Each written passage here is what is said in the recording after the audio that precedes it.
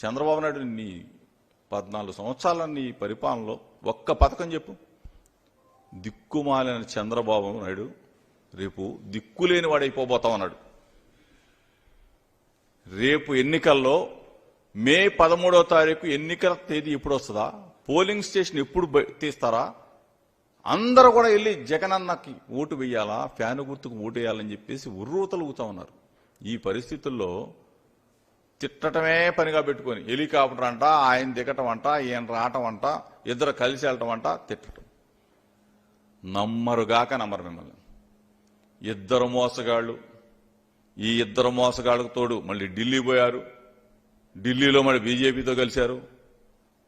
కొత్త ఏముంది మీకు? 2014లో మీరు కాదా? మీ ముగ్గురేగా పోటీ చేసింది. మీ ముగ్గురు పోటీ చేశారు, మీ ముగ్గురు కలిసి ఉన్నారు, మీ ముగ్గురు గెలిచారు, ఇద్దరు కలిసి ప్రభుత్వాన్ని ఏర్పాటు చేసుకున్నారు. అక్కడ మీరు, ఇక్కడ మీరు, ఢిల్లీలో మీరు, ఆంధ్రప్రదేశ్. ప్రభుత్వాలు ఏర్పాటు చేసుకున్న తర్వాత ముగ్గురు కూడా తిట్టుకొని 3 ముక్కలైన తర్వాత మరలా తిట్టుకోవడం కూడా మామూలుగా తిట్టుకోవాలి. అమ్మ నా బూతులు తిట్టుకున్నారు మీరు.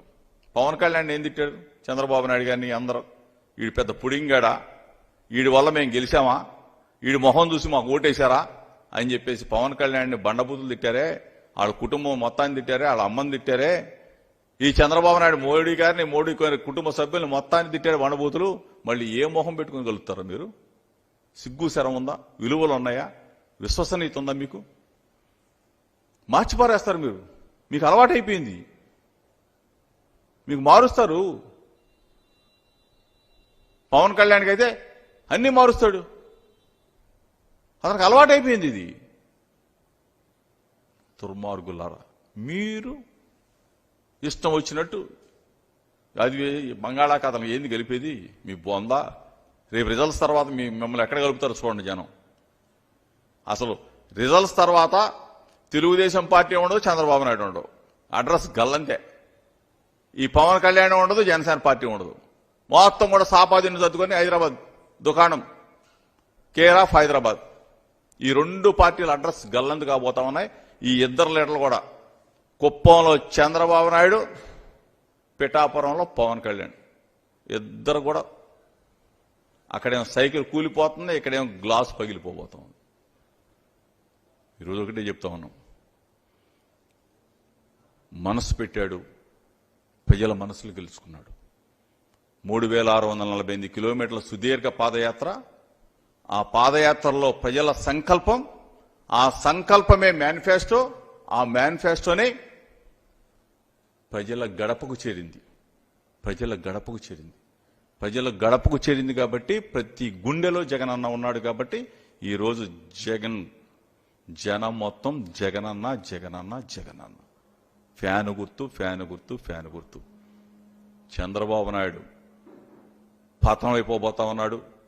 నేను ఒకటే చెప్తా ఉన్నాను, తెలుగుదేశం పార్టీలో ఉన్న నాయకులకు చెప్తా ఉన్నా, తెలుగుదేశం పార్టీ కేడర్ కూడా చెప్తా ఉన్నా, చంద్రబాబు నాయుడిని నమ్ముకుంటే నట్టేట మునిగిపోతారు.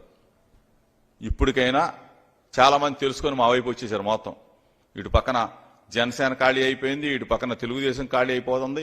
మిగిలిన వాళ్ళకి కూడా చెప్తా ఉన్నా, జగన్ అన్న వెంట నడవండి, వైఎస్ఆర్ కాంగ్రెస్ పార్టీ జెండా పట్టుకోండి, ప్రజల సంక్షేమానికి పాటుపడండి. మిమ్మల్ని కూడా లీడర్లుగా గుర్తిస్తాం, మీ ద్వారా పనులు చేపిస్తాం. తెలుగుదేశం పార్టీ నాయకులారా కదిలి రండి, జగనన్నకు జట్టుకట్టండి.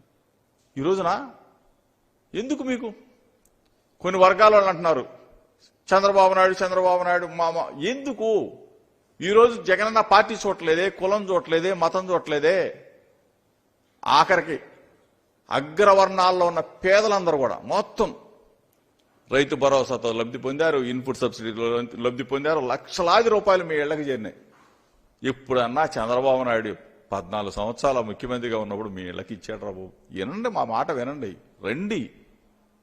చంద్రబాబు నమ్మొద్దు, మోసకారి. తెలుసు కదా మీకు కూడా. తెలుగుదేశం పార్టీ పెట్టిన అధ్యక్షుడు ఎన్టీ రామారావు గారు మీ నాయకుడిని పైకి పంపించేసిన గనుడిని మీరెట్టా నమ్ముతారు? ఇప్పటికైనా మారండి. ఆ ఉన్న కొద్ది మంది అయినా మారేసి చంద్రబాబు నాయుడిని పనికి రాడు అని చెప్పేసి చాలా మంది బయటకు వచ్చేశారు. మిగిలిన వాళ్ళు కూడా బయటికి రమ్మని చెప్పేసి చెప్తూ అదేవిధంగా జూనియర్ ఎన్టీ రామారావును కూడా పొడి చేశాడు.